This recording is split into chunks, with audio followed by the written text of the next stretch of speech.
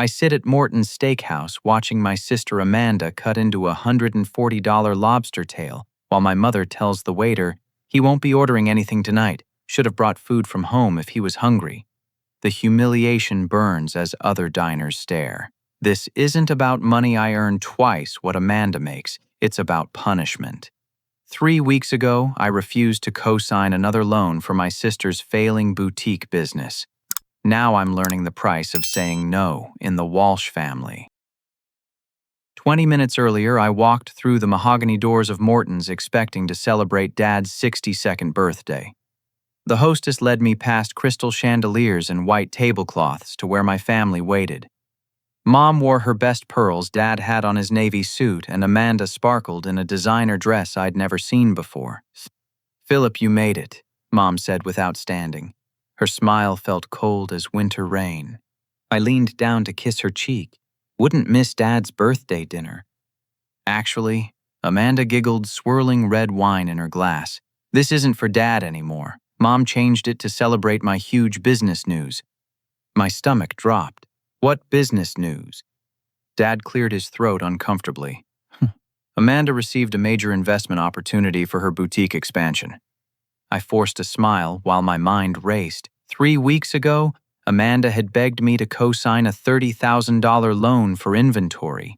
Her boutique was hemorrhaging money, customers complained about late deliveries, and her business account was overdrawn. I'd said no, hoping it would force her to face reality. "That's wonderful," I managed. "Who's the investor?" Amanda's eyes gleamed with triumph. "Someone who believes in family supporting family. Someone who understands vision and potential." The waiter appeared, a tall black man with kind eyes whose name tag read Marcus. "Good evening, sir. Can I start you with something to drink?" Before I could answer, Mom cut in sharply. "He won't be ordering anything tonight. Should have brought food from home if he was hungry." The words hit like a slap. Marcus's professional smile wavered slightly. Around us, conversations paused as nearby diners turned to stare. A well-dressed couple at the next table exchanged concerned glances. "Mom," I said quietly, "I can pay for my own meal." "Can you?" Her voice carried across the dining room. "Because 3 weeks ago you claimed you couldn't afford to help your sister achieve her dreams." My face burned with shame. I made $78,000 a year as a senior accountant. I'd bought my own car, paid my own rent, and helped this family through countless financial emergencies. The suggestion that I couldn't afford dinner was absurd and cruel. Amanda carved another piece of lobster, posting a photo on Instagram with the caption, "Celebrating success with family who truly support me." She made sure I could see the screen. The investor gave me $50,000 up front. She continued loud enough for surrounding tables to hear. $50,000 because someone finally recognized my potential. My blood went cold. 50,000. Where would someone get that kind of money to invest in a struggling boutique? Dad shifted uncomfortably in his seat, avoiding eye contact. Mom straightened her pearls with satisfaction. "Grandma Rose decided to give Amanda her inheritance early," Mom announced. "She said Amanda needed it now for her business, and you don't need it because you have a stable job." The room spun around me. Grandma Rose's inheritance was supposed to be split equally between Amanda and me. It was in her will.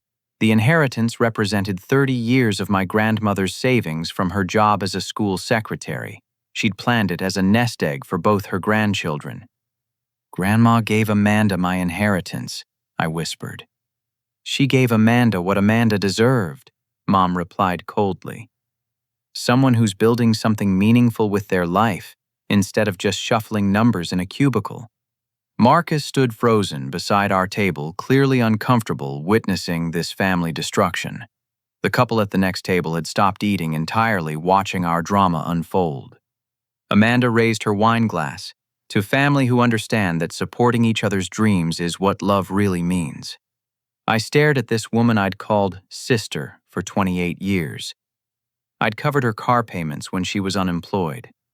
I'd paid for her apartment deposit when she couldn't qualify for the lease alone. I'd given her $2,000 last Christmas when she claimed she couldn't afford gifts for our parents. "Excuse me," Marcus said gently. "Would anyone like to hear our specials?" "Yes," Amanda chirped. "I'll have the appetizer sampler, the Caesar salad, the lobster bisque, and definitely the surf and turf. The biggest one you have." She was ordering like a queen while treating me like a peasant. The surf and turf cost $140, nearly half of what many families spend on groceries in a week. As Marcus walked away, I caught sight of my cousin Jake sitting 3 tables over with his wife Sarah. Jake's eyes met mine with a mixture of sympathy and disbelief. He'd witnessed the entire exchange. "You know what I think, Philip." Mom leaned forward with venom in her voice. "I think you're jealous. Jealous that Amanda has vision and courage while you're content being mediocre." The words cut deep because they echoed my own fears. Was I mediocre? Had I played it too safe while Amanda chased her dreams? But then I remembered her business's reality. The unpaid invoices, the dissatisfied customers, the mounting debt. Amanda's phone buzzed with social media notifications as her post gained likes and comments. People were congratulating her on her amazing family support and incredible business success. If only they knew the truth. Mom excused herself to use the restroom, and I saw my chance to escape the suffocating tension. I followed at a distance, not to confront her, but because I needed a moment to collect my thoughts in the bathroom. The men's room was empty, but I could hear Mom's voice through the thin wall separating us from the women's restroom. She was on the phone, speaking in harsh whispers that carried clearly through the ventilation. "He needs to learn his place, Margaret. Amanda is building something real while he just shuffles numbers all day, living in that cramped apartment like he's still in college." I pressed closer to the wall, my heart pounding. "No, I don't feel bad about the inheritance. Rose always liked Amanda better anyway. She just needed someone to help her see clearly. Philip makes decent money. He doesn't need a handout to coast through life." My hands clenched into fists. Margaret was my Aunt Margaret, Mom's sister, who lived in Phoenix. Mom was spreading lies about me to our extended family. The truth is, Philip has always been selfish with money. Remember when he wouldn't pay for Amanda's car repairs last year, $4,500, and he claimed he didn't have it? Meanwhile, he bought himself a new laptop the next week. That laptop cost $300, and I needed it for work. The car repairs were for Amanda's BMW that she'd bought impulsively without considering maintenance costs. I'd already lent her $8,000 that year that she'd never repaid. He's jealous of Amanda's success, that's what it is. Always has been. Even as kids, he couldn't stand when she got attention. I wanted to burst through the wall and confront these lies, but something held me back. This conversation was revealing more than Mom realized. Well, of course Amanda needs the money more. She's an entrepreneur taking risks, building something meaningful. Philip just sits in his little cubicle punching numbers into a computer. Anyone can do that job.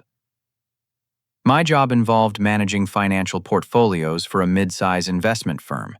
I'd been promoted twice in 3 years and was being considered for a senior management position. It wasn't glamorous, but it required skill, intelligence, and dedication. I heard the toilet flush and footsteps approaching. I quickly entered a stall and waited for Mom to leave before returning to the table. Marcus had brought Amanda's appetizer sampler, 12 different items artfully arranged on a silver platter. She photographed each item individually for social media, narrating their flavors for her Instagram stories. "The truffle mac and cheese is absolutely divine," she gushed to her phone camera. "This is what happens when family believes in your dreams and supports your vision." I noticed she'd already finished half a bottle of wine that cost $60. Dad sat silent, methodically eating bread rolls and avoiding everyone's eyes. Marcus returned to refill water glasses.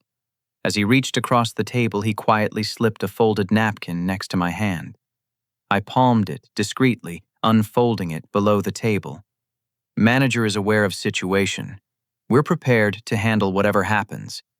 You're not alone here." Marcus. The simple kindness of a stranger hit me harder than my family's cruelty. This man didn't know me, owed me nothing, yet showed more compassion in one gesture than my family had all evening. My phone buzzed with a text from Jake. "Sarah and I are staying until you're okay. This is messed up." At least someone in my family still had a conscience. Amanda's lobster bisque arrived in a crystal bowl with gold-leafed garnish. She made a production of tasting it, closing her eyes dramatically and moaning with pleasure. "This is exactly how success should taste," she announced, making sure nearby tables could hear. "When you're finally getting what you deserve in life." A well-dressed elderly couple 2 tables away shook their heads in disgust at her display. The woman whispered something to her husband, who frowned in our direction. "Amanda," Dad said quietly, "maybe keep your voice down a little." "Why?" Mom snapped, returning from the bathroom with fresh lipstick and renewed venom. She should be proud of her accomplishments, unlike some people who think showing up is enough. Her eyes bored into me with unmistakable meaning. Marcus approached again with obvious reluctance. "Sir, are you certain you won't be ordering anything this evening?" Before I could respond, Mom cut in again. "He's fine. He can eat when he gets home. Maybe next time he'll remember that family comes first." The humiliation was suffocating. Every person within earshot now knew I was being denied food at my own family dinner. The whispers and stares were becoming unbearable. "Actually," I said, finding my voice, "I'd like to see the wine list." Mom's eyes narrowed dangerously. "You don't need wine, Philip." "I'm 28 years old," I replied evenly. "I think I can decide what I need." Marcus quickly produced a leather-bound wine menu. I opened it, buying time while my mind raced. The cheapest bottle cost $45, the most expensive over $400. Amanda was drinking wine that cost more than many people's car payments. "The Pinot Noir looks excellent," I said, pointing to a bottle that cost $85. "You're not ordering wine," Mom hissed. "Why not? You said I make good money. Surely I can afford 1 bottle." The table fell silent except for Amanda's aggressive chewing of herb-crusted bread. Other diners were openly staring, now this family drama more entertaining than their expensive meals. My phone buzzed again, a fraud alert from my bank. "Attempted credit application using your social security number blocked due to security protocols. If this was not you, please contact us immediately." My blood ran cold. Someone had tried to open a credit line using my identity. Tonight, while I sat here being humiliated and denied basic dignity, the pieces started clicking together in my mind like a horrible puzzle assembling itself. I excused myself to call my bank, stepping into the restaurant's marble-floored lobby, where crystal fixtures cast warm light over leather seating areas. The fraud department answered immediately. "Mr. Walsh, we blocked an application for a $60,000 business credit line submitted 37 minutes ago. The application listed your social security number and employment information, but listed Amanda's Boutique Designs as the business name." My legs went weak. I sank into a leather chair, staring through the restaurant's floor-to-ceiling windows at the city lights beyond. "The application included copies of your tax returns and bank statements," the representative continued. "Do you have any idea how someone might have obtained this information?" I did know. 2 years ago, when Mom and Dad refinanced their house to avoid foreclosure, I'd helped them gather financial documents. As their emergency contact and the family member with good credit, I'd provided my information as a reference. They'd kept copies of everything. "Sir, are you there?" "Yes, I'm here. I need to file a formal fraud report. This was definitely not authorized." "We've already flagged your accounts for monitoring. We'll need you to come in tomorrow to complete the paperwork and potentially file a police report." A police report? Against my own family? I returned to the table where Amanda was posing with her surf and turf, a massive lobster tail, and 8-ounce filet mignon that cost more than my weekly grocery budget. She'd arranged the plate perfectly for photos, the lobster meat glistening under the restaurant's ambient lighting. "Look at this masterpiece," she told her phone camera. "This is what happens when you stop accepting limits and start claiming what you deserve." I slid back into my chair, my mind reeling from the fraud discovery. Mom watched me with cold satisfaction, clearly pleased with whatever plan was unfolding. "Everything all right, Philip?" she asked with false concern. "You look pale." "Someone just tried to steal my identity," I said quietly. Dad's fork clattered onto his plate. Amanda paused mid-chew lobster still hanging from her fork. "What do you mean?" Mom asked, but her tone suggested she already knew. "Someone submitted a $60,000 credit application using my social security number and tax information for a business called Amanda's Boutique Designs." The silence stretched like a taut wire ready to snap. Around us, the restaurant's gentle murmur of conversation and clinking silverware continued, but our table had become an island of tension. "Well," Mom said finally, "maybe it's just a coincidence. Amanda's a common name." The application included my bank statements and tax returns. I continued watching their faces. "Documents I only shared with family when you needed help with your refinancing." Dad pushed his plate away, his appetite clearly gone. "Linda," he said quietly, "we need to talk about this." "Talk about what?" Mom's voice rose defensively. "Philip's always been paranoid about money, probably just a computer error." A computer error that perfectly matched Amanda's business name and submitted my exact financial information. I kept my voice level despite the rage building inside me. "Mom, did you give someone access to my personal documents?"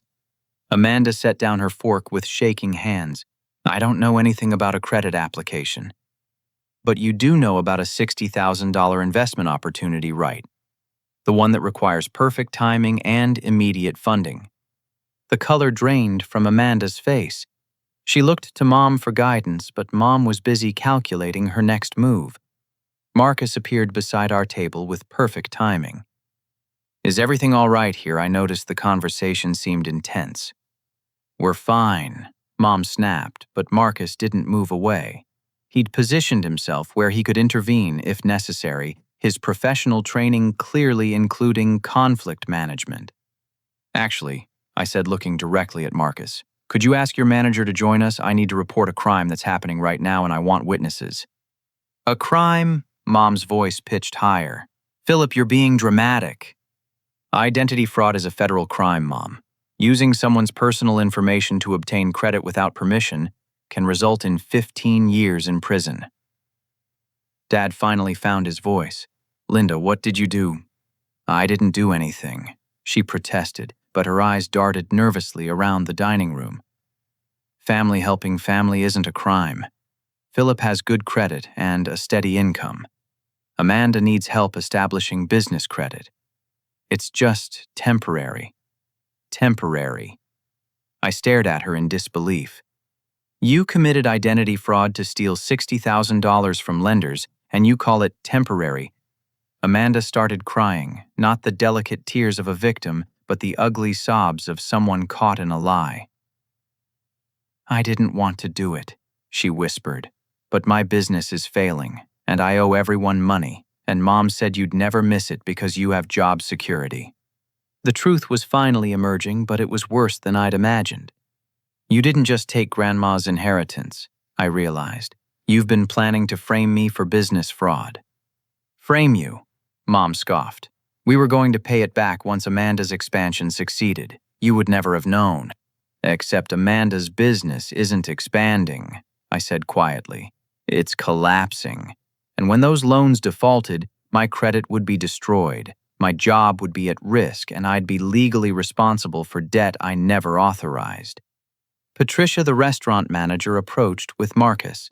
She was a composed woman in her 50s wearing a crisp black suit. "Good evening," she said professionally. "I understand there may be a situation requiring our assistance." "My family just confessed to committing identity fraud," I said clearly. "I have a fraud alert from my bank showing they attempted to use my personal information for unauthorized credit applications. I need to document this conversation and call the police." Patricia nodded calmly.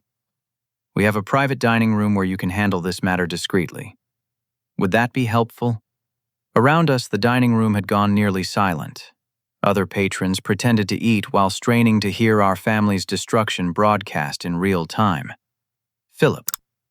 Dad pleaded, "Surely we can work this out as a family." "Can we, Dad?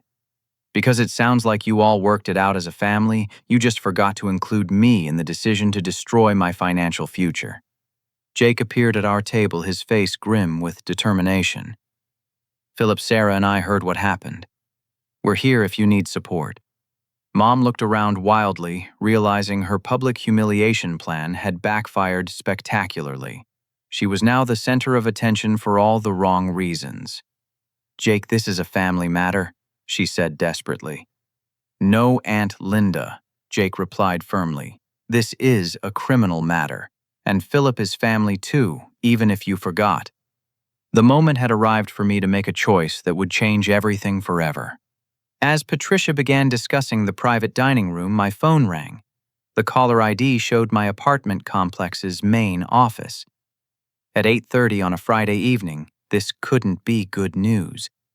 Philip Walsh speaking. "Mr. Walsh, this is Jennifer from Riverside Apartments. I received a call about 30 minutes ago from someone claiming to be you, asking about procedures for breaking your lease early." My stomach dropped. I never called about breaking my lease. I thought it was strange because the caller said you were moving in with family to save money for your sister's business investment.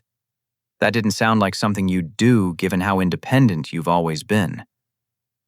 The pieces clicked into place with horrifying clarity. What exactly did this person ask? They wanted to know about early termination fees, how quickly you could vacate, and whether we could provide written confirmation of lease cancellation for a new address.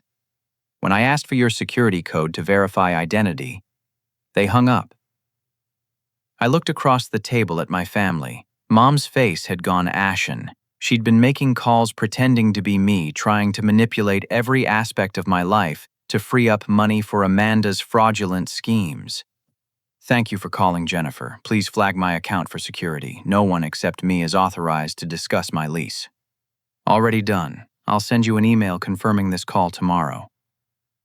I hung up and stood my decision crystallizing with absolute clarity. The entire restaurant seemed to hold its breath. "Excuse me," I announced loudly, my voice carrying across the dining room. "I'll be paying for my meal only." Confused murmurs rippled through the restaurant. I hadn't ordered anything. What meal was I paying for? "What are you doing?" Mom whispered, her face pale with panic. I smiled calmly, feeling a strange sense of peace descend over me. Since I apparently can't afford to eat with my own family, I decided to eat with families who understand what love actually means. I turned to address the dining room, speaking clearly so everyone could hear. "Tonight I've secretly paid for 3 other families' meals here. The young couple celebrating their engagement at table 12, Mr. and Mrs. Henderson celebrating their 50th wedding anniversary at table 18, and Mrs. Rodriguez dining with her 2 children at table 6.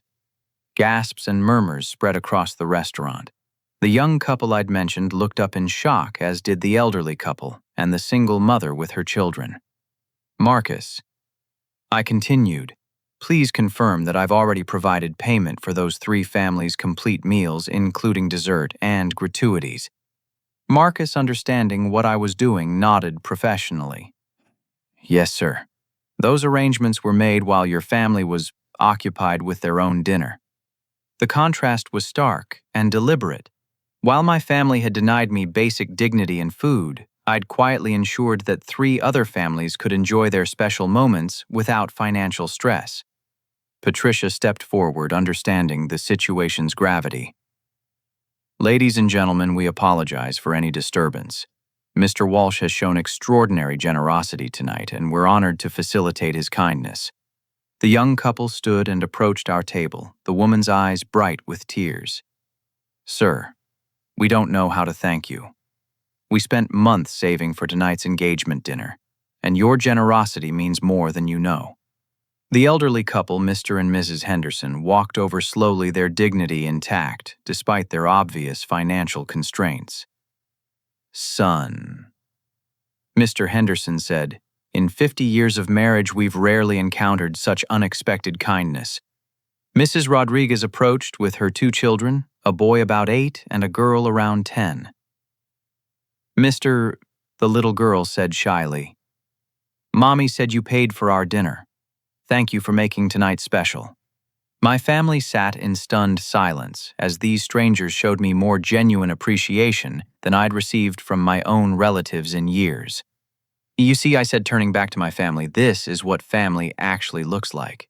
People caring for each other without keeping score, without manipulation, without fraud. Amanda was sobbing openly now, her expensive makeup running down her cheeks. The surf and turf sat cold and untouched, her Instagram celebration forgotten. Philip, Dad said quietly, I think we need to talk privately. No, Dad. We've done enough private talking. That's how we got here, with private conversations, secret plans, and closed-door decisions about my life made without me. I pulled out my phone and opened the recording app, placing it on the table where everyone could see. Everything said here tonight has been recorded, I announced. We live in a one-party consent state, so this recording is completely legal.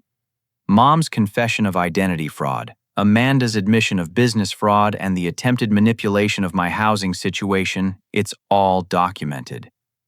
Mom's hand flew to her throat. Philip, you can't. I can, I interrupted, because unlike you, I believe in accountability and consequences. Jake stepped closer, his wife Sarah beside him. Philip's right, Aunt Linda. What you've done isn't just wrong, it's criminal. But we're family, Amanda wailed. Family doesn't commit fraud against each other, Sarah said firmly. Family doesn't humiliate each other in public restaurants. Family doesn't steal inheritances or destroy credit. The three families I'd helped remained nearby, unwilling to leave during this confrontation.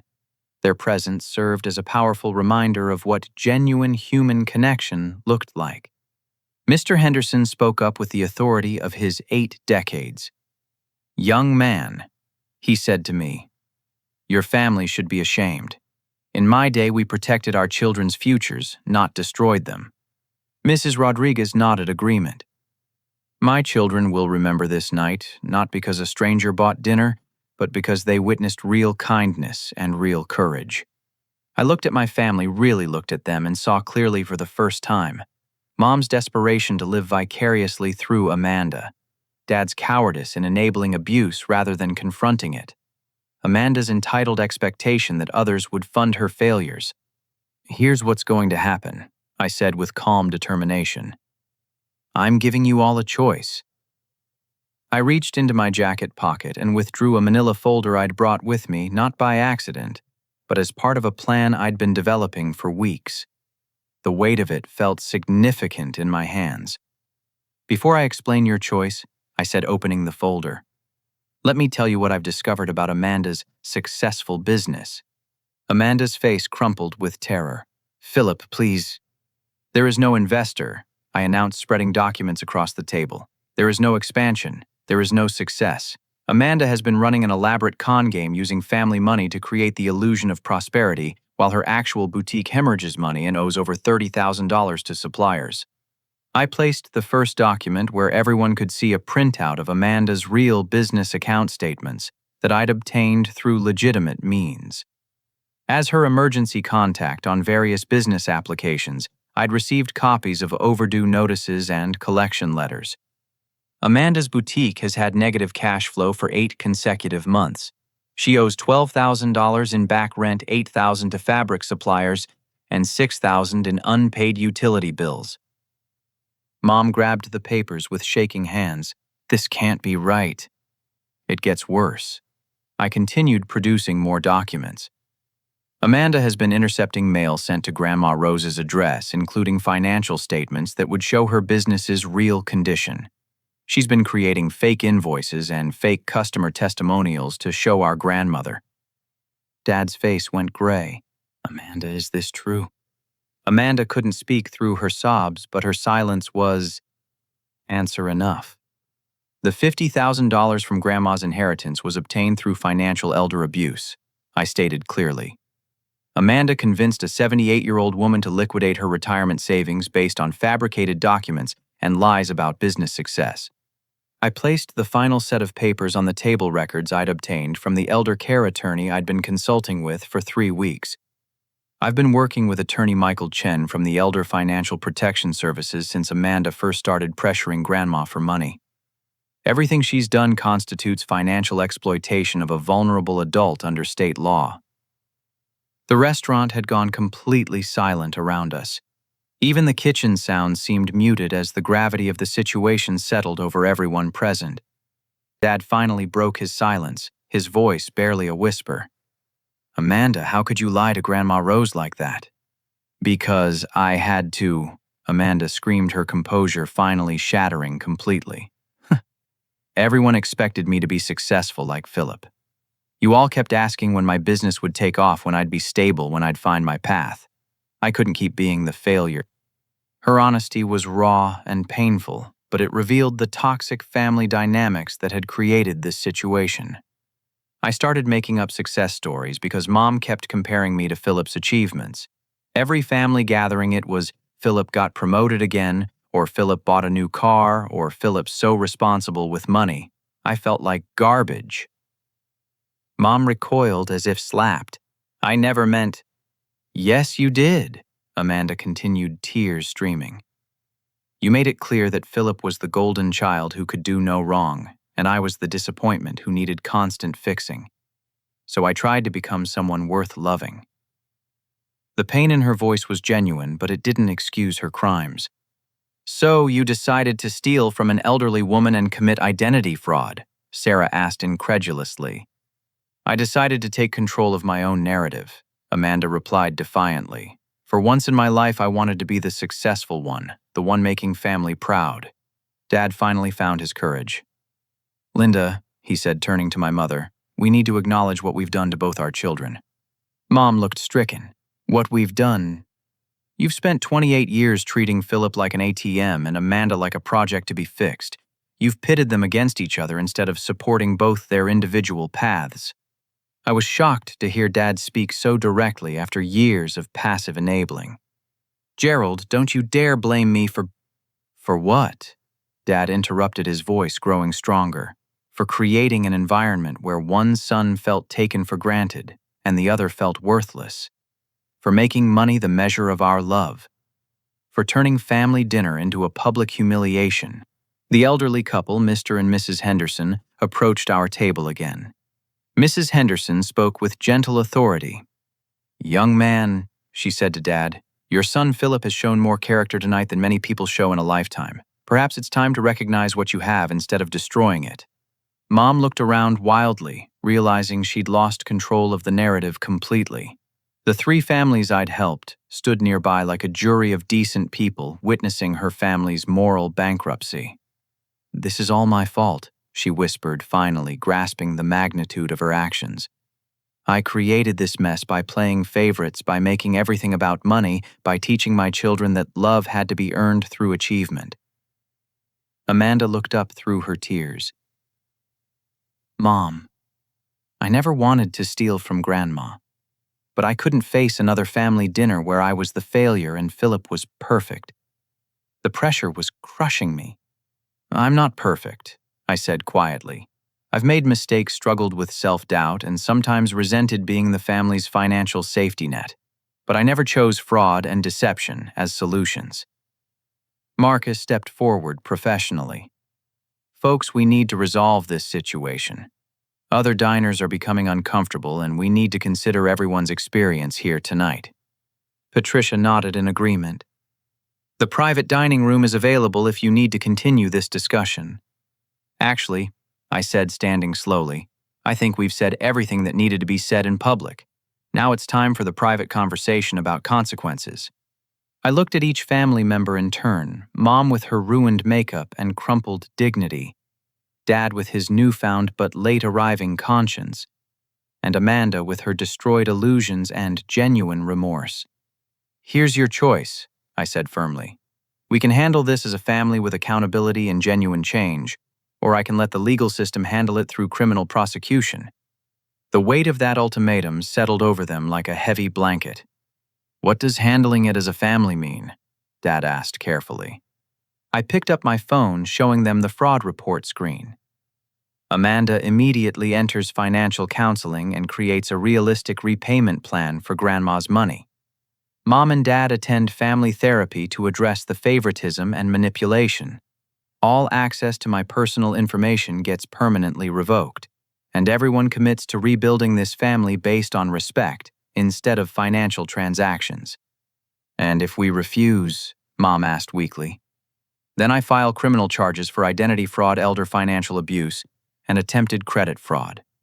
Amanda faces potential prison time. Mom becomes an accessory to federal crimes, and Dad gets charged as a co-conspirator for providing access to my documents. The choice was stark but fair: accountability with a path toward healing or justice through the legal system. Amanda wiped her eyes, smearing mascara across her cheeks. Philip, I'm sorry. I'm so incredibly sorry. I never wanted to hurt you or Grandma. I just wanted to matter. You've always mattered, Amanda, but not because of business success or family favoritism. You matter because you're a human being, worthy of love and respect, something this family forgot how to give without conditions. The three families who'd witnessed everything began to disperse, but each stopped to speak with me privately. Your choice to help strangers while your own family hurt you shows incredible character, the young man said, shaking my hand firmly. Mrs. Rodriguez handed me a hand-drawn card her daughter had made on a napkin. You showed my children what real strength looks like, she said softly. Mr. Henderson gripped my shoulder with surprising strength. Son, whatever happens with your family, remember that you've got nothing to be ashamed of. Hold your head high. Their validation meant more than any family approval I'd ever received. Now came the hardest part, watching my family choose between growth and destruction. Patricia led us to the private dining room, an intimate space with dark wood paneling and soft lighting that felt more like a confessional than a restaurant. Marcus followed with water glasses and tissues, his compassionate professionalism never wavering despite the chaos he'd witnessed. Once the door closed, the weight of our situation settled over the room like a heavy fog. This was the moment where everything would either heal or shatter permanently. Before anyone makes any decisions, I said, placing my phone on the mahogany table, I need to tell you the complete truth about tonight. Mom looked up with red-rimmed eyes. More truth. This dinner wasn't a coincidence, I began. I've known about Amanda's real business situation for 6 weeks. I've known about the pressure being put on Grandma Rose for a month. And I've known about the planned identity fraud for 2 weeks. Dad's mouth fell open. How could you have known? Because I hired a private investigator after Grandma mentioned some confusing paperwork Amanda had brought her to sign. The investigator discovered the fake business documents, the intercepted mail, and the credit applications being prepared with my stolen information. Amanda stared at me in horror. You've been investigating us. I've been protecting an elderly woman from financial abuse and myself from identity fraud, I corrected. Tonight was never about having a nice family dinner. Tonight was about getting you all to confess to your crimes in a controlled environment with witnesses and documentation. The room fell silent except for the muffled sounds of the restaurant beyond our closed door. You set us up, Mom whispered. I created a situation where you could choose honesty over deception, I replied. You chose to humiliate me, publicly admit to fraud, and reveal the extent of your manipulation. Those were your choices, not mine. I opened my laptop, which I'd left with the restaurant manager for safekeeping during dinner. I've been working with Elder Protection Services, the State Attorney General's office, and a federal financial crimes unit for 3 weeks. They're aware of everything that happened tonight because they've been monitoring this case. Dad leaned back in his chair as if I'd physically struck him. Federal Crimes Unit. Identity fraud across state lines becomes a federal crime, Dad. When Amanda used my information to apply for credit from banks in different states, she triggered federal jurisdiction. I turned the laptop screen toward them, showing official letterhead and case numbers. I have a choice to make right now. I can call Agent Rodriguez at the Financial Crimes Task Force and have Amanda arrested tonight, or I can present alternative sentencing recommendations that focus on restitution and rehabilitation. Amanda began hyperventilating. Prison? I could go to prison.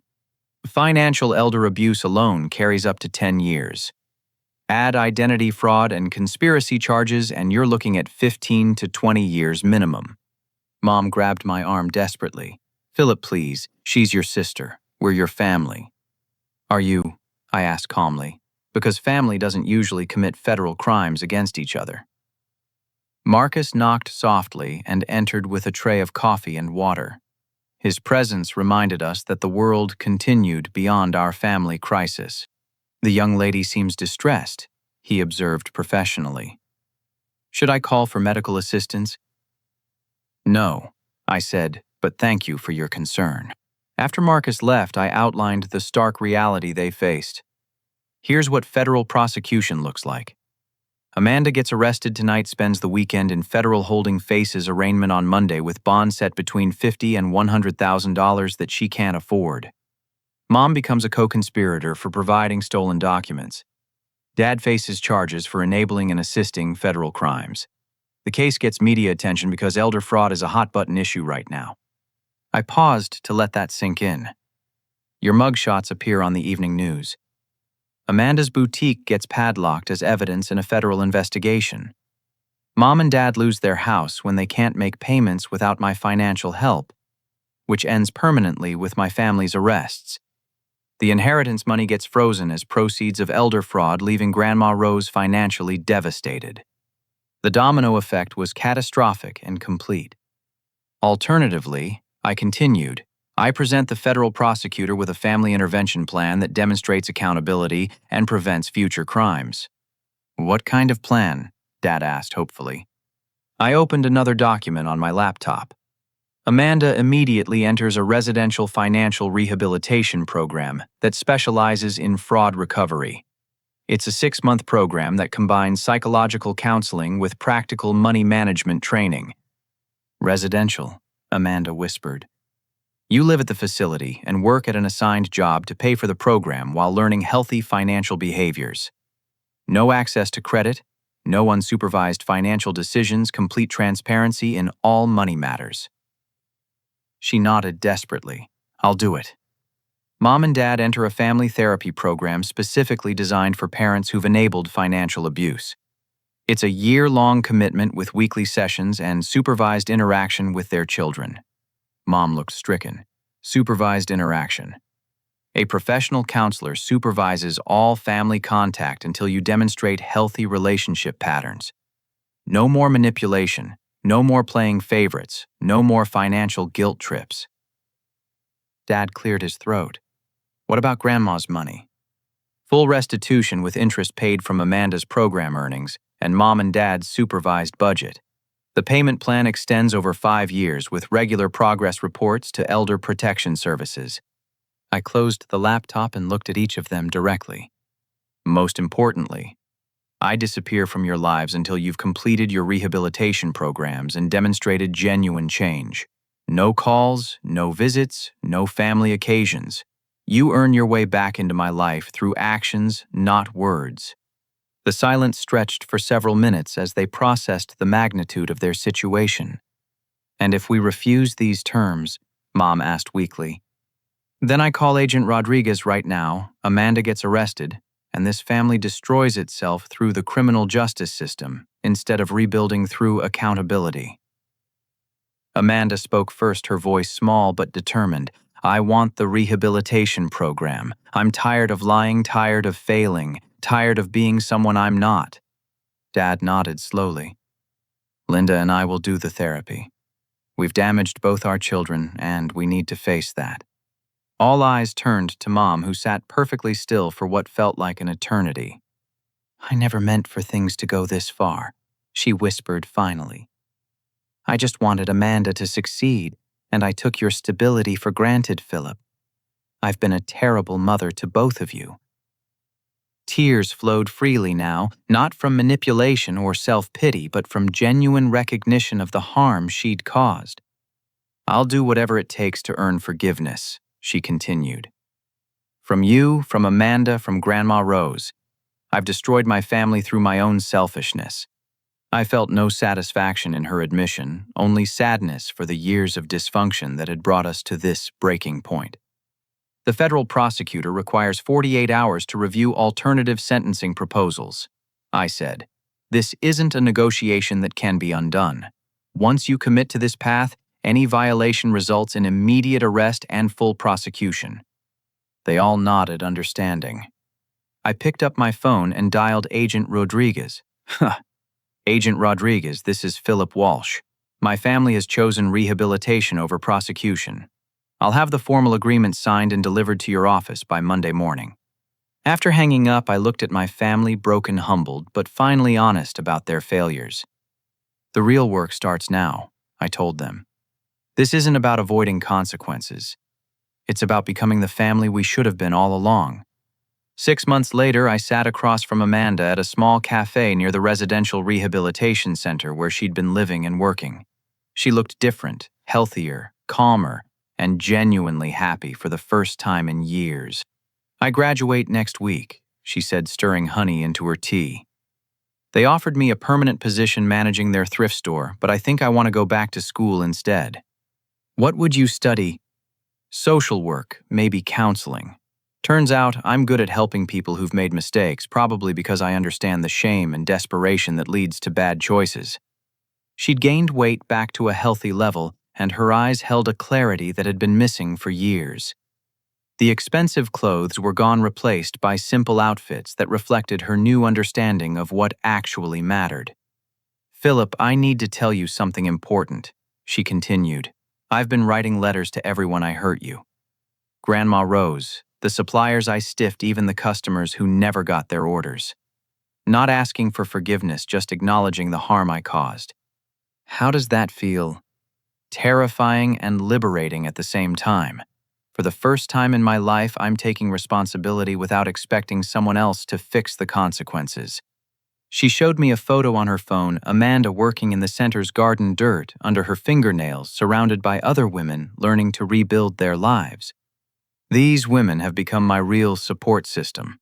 We understand each other's struggles without judgment or competition. I felt proud of her genuine transformation, but I remained cautious. Healing from years of dysfunction takes time and consistent effort. "The family therapy sessions are going well too," she continued. "Mom and Dad are finally understanding how their favoritism damaged both of us. It's painful, but necessary work." Mom and Dad had been attending weekly sessions with Dr. Patricia Chen, a family therapist specializing in financial abuse and favoritism. According to the court-mandated progress reports, they were making genuine efforts to understand their destructive patterns. "Dad wrote me a letter last week," Amanda said. "He apologized for being a coward for enabling Mom's manipulation instead of protecting both his children equally. He's learning to set boundaries and speak up when things aren't right." "And Mom?" Amanda's expression grew more complex. "Mom's having the hardest time. She built her entire identity around controlling family dynamics and living through my supposed success. Learning to love unconditionally instead of transactionally is destroying her old self-image." That made sense. Mom's transformation required dismantling decades of ingrained behavior patterns. "But she's trying," Amanda continued. "She's enrolled in community college classes, something she always said she was too old for. Turns out she loves learning about psychology and human development."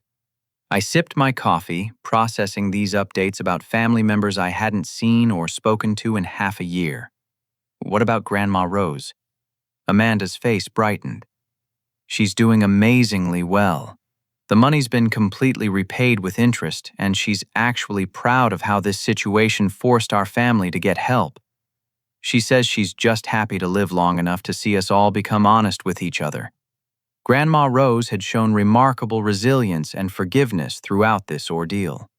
At 78, she'd demonstrated more emotional maturity than the rest of us combined. "She wants to see you, Philip. She misses her grandson." I nodded, knowing I'd visit her soon. Of all the relationships damaged by this crisis, hers was the one I most wanted to repair.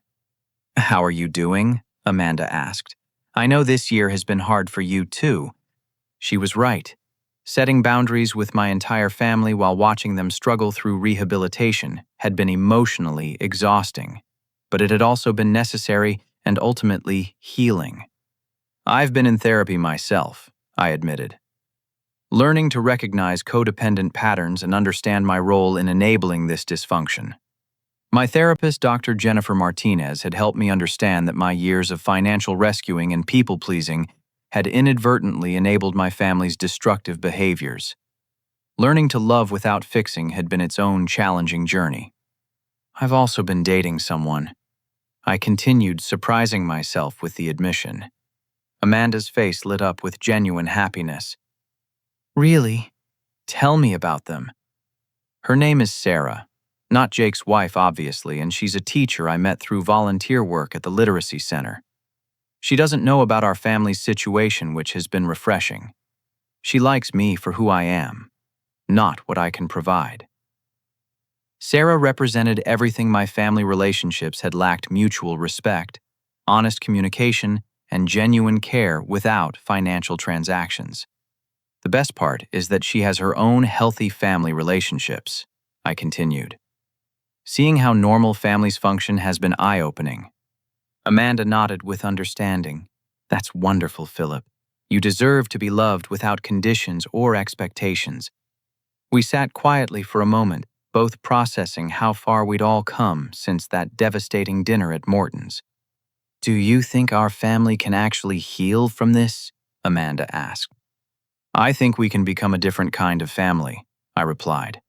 Not the one we used to be, but maybe a healthier one built on honesty and respect instead of money and manipulation. She smiled sadly.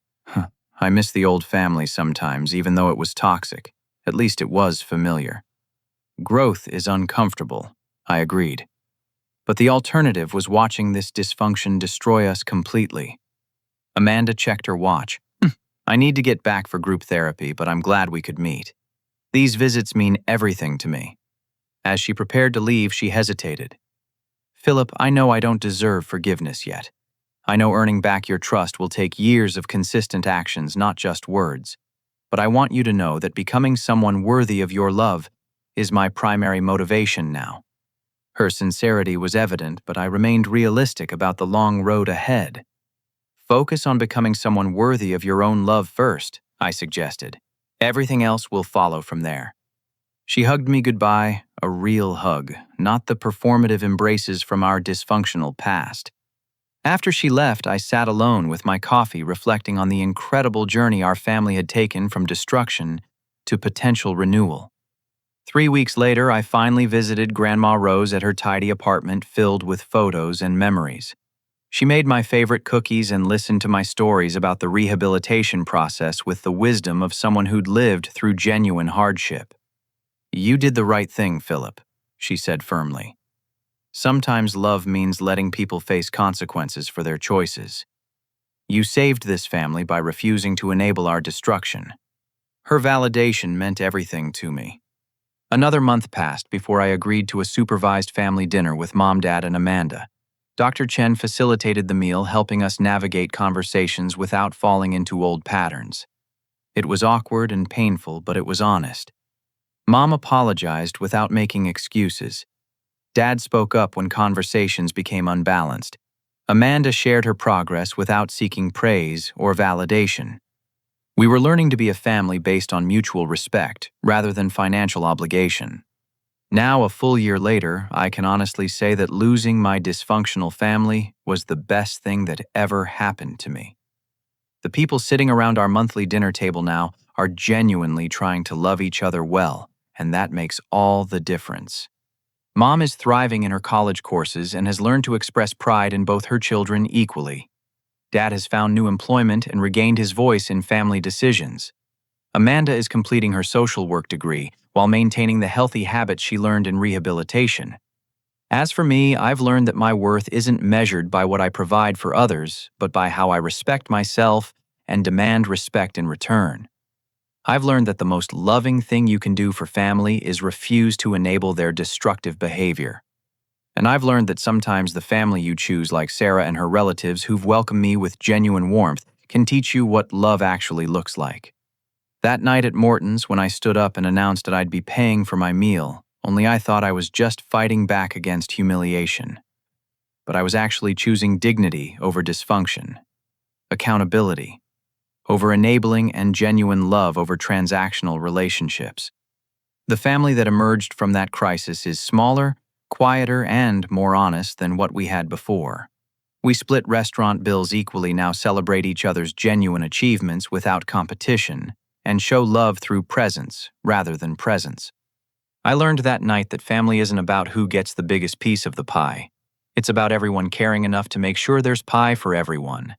And sometimes that means being brave enough to say when someone's been eating more than their share. Most importantly, I discovered that standing up for yourself doesn't make you selfish. It makes you strong. And sometimes being strong enough to say no to the people you love is exactly what they need to become worthy of your yes. What about you? Have you ever had to choose between keeping peace and demanding respect in your own family? Have you found yourself enabling destructive behavior because confronting it felt too difficult or painful? I'd love to hear your thoughts and experiences in the comments below. If this story resonated with you, please give it a like to help others find it who might need to hear this message.